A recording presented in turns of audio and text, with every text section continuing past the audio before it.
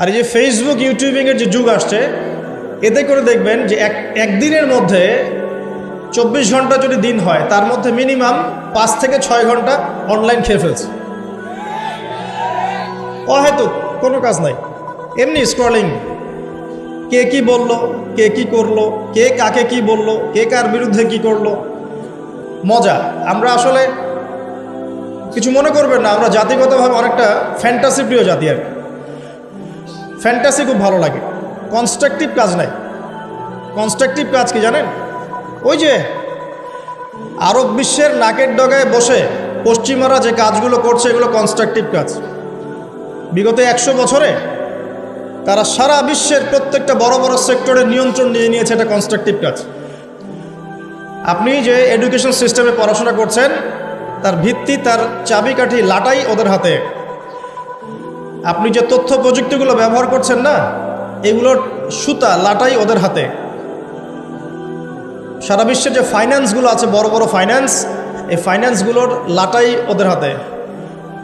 সারা বিশ্বের যে বড় বড় ব্যাংকিং সিস্টেমগুলো দেখেন, আর ব্যাংকিং সিস্টেমগুলোর ভবিষ্যৎ ভালো না। যারা ইকোনমিক্স জানেন তারা বুঝবেন, এদের লাটাই ওদের হাতে। পুরো ওয়ার্ল্ডের জিওপলিটিক্সের লাটাই ওদের হাতে।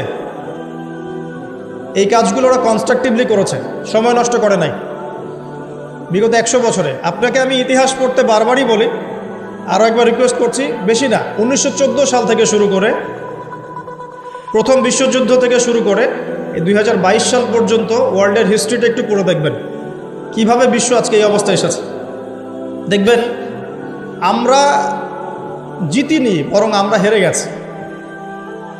আমরা এমন জাতি ছিলাম না। আমরা কেমন জাতি ছিলাম একটু দেখাচ্ছি।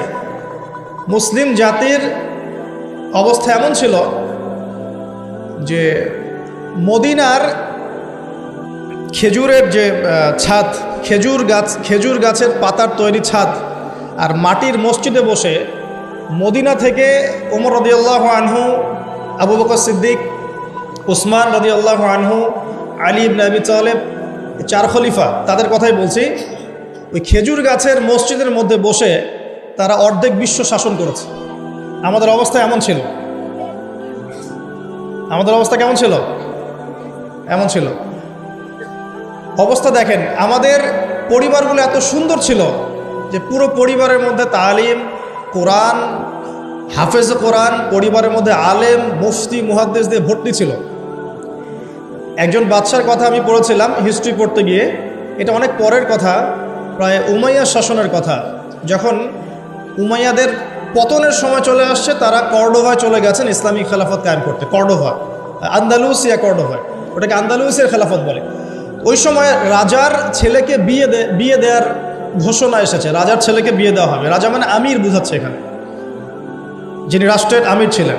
তো বিয়ে দেওয়ার জন্য মেয়ে খোঁজার জন্য বলা হয়েছে। তো এখন প্রথম দিন ঘোষণা করা হয়েছে যে আপনাদের যার যার বাসায় মেয়েরা হাফেজে কোরআন, রাতের বেলা সেই বাসায় আলো জ্বালিয়ে দিবেন, যাতে পাহাড়ের উপর থেকে রাজা দেখতে পারেন যে কোন কোন বাসায় হাফেজা আছেন। তার মধ্য থেকে চুজ করা হবে একজন মেয়ে রাজার ছেলের জন্য। রাজা মানে আমির বুঝাচ্ছে। তো সেই রাতে তিনি যখন উঠলেন পাহাড়ে, এগুলো সত্য ঘটনা, দেখলেন আন্দালুসিয়ার প্রত্যেকটা বাসার ঘর, এই ঘরের মধ্যে আলো জ্বলছে, প্রত্যেকটা বাসায় হাফেজা মেয়ে আছে। তো এখন তো বিয়ে দেওয়া সম্ভব না সবার সাথে। পরের দিন আবার ঘোষণা আসলো যে এই হাফেজা মেয়েদের মধ্যে যারা তাফসির করতে পারে, কোরআনের মুফাসসির, হাফেজ মুফাসসির কিন্তু এক জিনিস না। হাফেজ মানে আপনি মুখস্থ করেছেন কোরআন, মুফাসসির মানে আপনি কোরআন একদম ব্যাখ্যা বিশ্লেষণ সহ আপনি অনুবাদ করতে পারেন, তাফসির করতে পারেন। তো পরের দিনও দেখা গেল সেম চিত্র, সবার ঘরে ঘরে আলো জ্বলছে। মেয়েদের কথা বলছি, মেয়ে খুঁজে বেড়াচ্ছে বিয়ে দেওয়ার জন্য। তারপরে আবার ঘোষণা আসলো যারা তাফসির করার সাথে সাথে মুহাদ্দিসা, মানে হাদিস মুখস্থ আছে, 10,000, 1,000, 20,000, 1,000, 2,000 এরকম করে যত হাদিস মুখস্থ আছে মুহাদ্দিসা, তাদের ঘরে আলো জ্বলবে। তখন দেখা গেল যে আলো একটু কমে আসছে আর কি, কথা বুঝতে পারছেন? কিন্তু আলোর সংখ্যা অনেক। আবার ঘোষণা আসলো পরের দিন যে এই বাড়িগুলোর মধ্যে যারা ফকিহ বোঝেন কি, ফিকহের জ্ঞান আছে, গভীর জ্ঞান আছে, কোরআন সুন্নাহর গভীর ইস্তেহাদ, করতে পারেন, মুস্তাহিদ এই টাইপের, তাদের বাসার আলো জ্বলবে। তখন দেখা গেল যে আলোর সংখ্যা আরেকটু কমে আসে। এর মধ্য থেকে আমির একজনকে সিলেক্ট করে তার ছেলের সাথে বিয়ে দিলেন। এই ছিল মুসলিমদের অবস্থা। এখন যদি আপনি আজকে, এটা কি কুমিল্লা না নাকি কুমিল্লা, এই কুমিল্লার তিতাসের কোনো একটা উপরের জায়গায় চলে যান, টাওয়ারে যান, গিয়ে বলেন যে আমাদের এই পুরো গ্রামের মধ্যে বা এই জায়গার মধ্যে আমি আমার ছেলের জন্য মেয়ে খুঁজতেছি, যেই মেয়েগুলো হাফেজে কোরআন তাদের বাসায় আলো জ্বালিয়ে দেবে। উপর থেকে দেখেন কতগুলো আলো জ্বলবে, অবশ্যই জ্বলবে, একটাও না এমন না, জ্বলবে। কিন্তু যদি আরও বড় চ্যালেঞ্জ দেন যে হাফেজার সাথে সাথে কারা তাফসির করতে পারে, কারা মুহাদ্দিসা খাস পর্দা মেনে চলে, তাদের বাসায় আলো জ্বালাবে, দেখবেন আলোর সংখ্যা খুব কমে আসবে। এটা বাস্তবতা। দুঃখের সাথে জানাতে হয় আমরা এমন অনেক হাফেজে কোরআনকেও চিনি ব্যক্তিগতভাবে, যারা কোরআন হেফজ করার পরেও অল্প সময়ের মধ্যেই ভুলে গেছে, এবং হাফেজে কোরআন হওয়ার পরেও কোরআনের 10টা-20টা সূরার তাফসীর তারা করতে পারছে না, 10টা-20টা আয়াতের অনুবাদ তারা বলতে পারছে না, এমনও মানুষ কিন্তু আছে। ঠিক আছে, তো আমাদের অবস্থা কিন্তু এমন ছিল না। আমরা এই বিশ্বকে নেতৃত্ব দিয়েছি এক সময়, সুদীর্ঘ প্রায় 1250 বছর। কত বছর? যে জাতি তার শেকড় চিনে না, যে জাতি তার ইতিহাস জানে না, তাদেরকে তো মোটিভেটেড করা খুব সহজ, ডিমোটিভেটেড করা সহজ। আমাদের তরুণ প্রজন্ম এখন ওয়ার্ল্ড কাপের হিস্ট্রি জানে, এই ব্রাজিল আর্জেন্টিনার হিস্ট্রি জানে, মেসি নেইমারের হিস্ট্রি জানে। দাঁড়ান, এগুলোর প্রয়োজন নাই, এটা কোনো প্রয়োজন নেই। আমাদের তরুণ প্রজন্ম এদের হিস্ট্রি জানে, নায়ক নায়িকাদের হিস্ট্রি জানে, গায়ক গায়িকার হিস্ট্রি জানে। ওই যে পতিতা, যেটা আধুনিক পতিতা আর কি, যেটা সরাসরি পতিতা ভিত্তিতে জড়িত না থাকলেও মানুষকে উৎসাহিত করে, উদ্বুদ্ধ করে, অশ্লীলতার ফেরিওয়ালা, তাদের হিস্ট্রি জানে। বলিউড হলিউডের হিস্ট্রি জানে। আমাদের তরুণ প্রজন্ম সব জানে এগুলা, cricket, football, everything. Bollywood Hollywood, বিশ্বকাপ আসলে তো কথাই নাই। কিন্তু আমাদের তরুণ প্রজন্ম আমাদের শেকড় জানে না। কয়জন তরুণ জানে যে আমরা এমন একটা জাতি ছিলাম যারা সারা বিশ্বকে নেতৃত্ব দিয়েছি? নেতৃত্ব দেওয়া ডিফারেন্ট জিনিস, মানে সারা বিশ্বের কোনো কিছুই আমাদের পারমিশন ছাড়া হতো না, এমন একটা অবস্থা ছিল। বিশ্বের কোনো জায়গায় কোনো মুসলিমকে আঘাত করবে, অন্যায়ভাবে তাকে মেরে ফেলবে বা টর্চার করবে, এই সাহস কারো ছিল, এমন যুগ ছিল।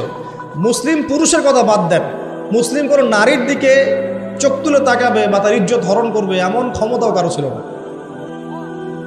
এটাকে রূপকথার গল্প মনে হচ্ছে না এখন? বিগত 100 বছরে এই পরিস্থিতি দেখে মনে হচ্ছে এমনও কি সময় ছিল? হ্যাঁ, এমন সময় ছিল, এই তো বেশি দিন আগের কথা নয়।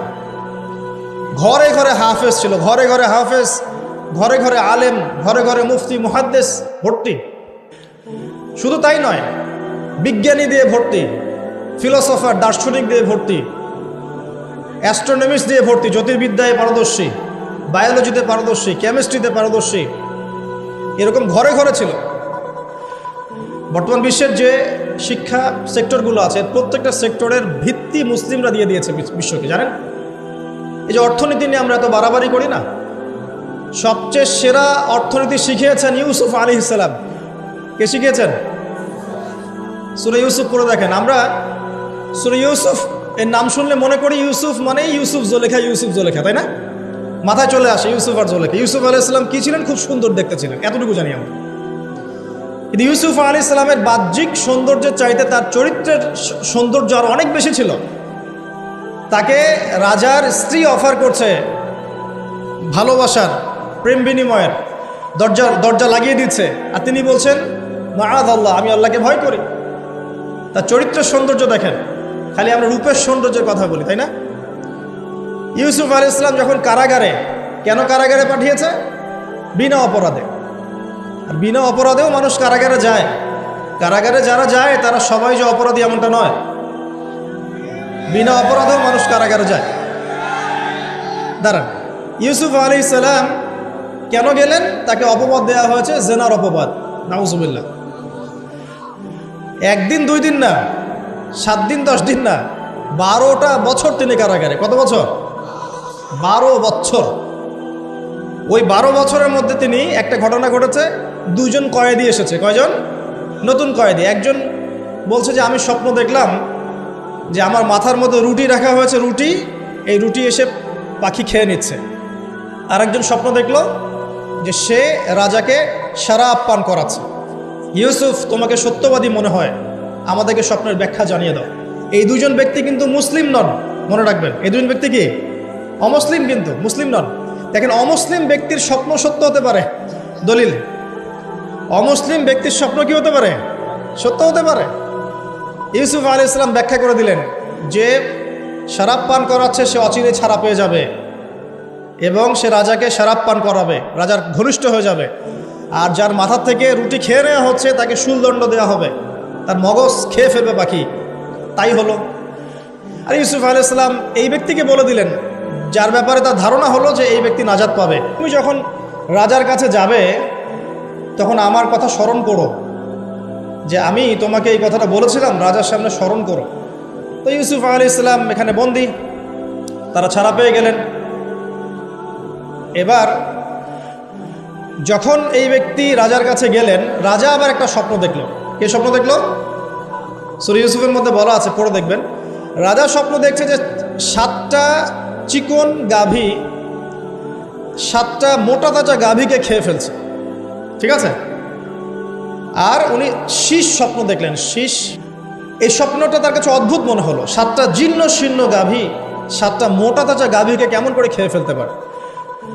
তিনি খুব টেনশনে পড়ে গেলেন। রাজ্যের সব জ্ঞানী গুণী লোকদেরকে ডাকলেন, এর ব্যাখ্যা কী হবে, ব্যাখ্যা কী হবে, কেউ বলতে পারছে না।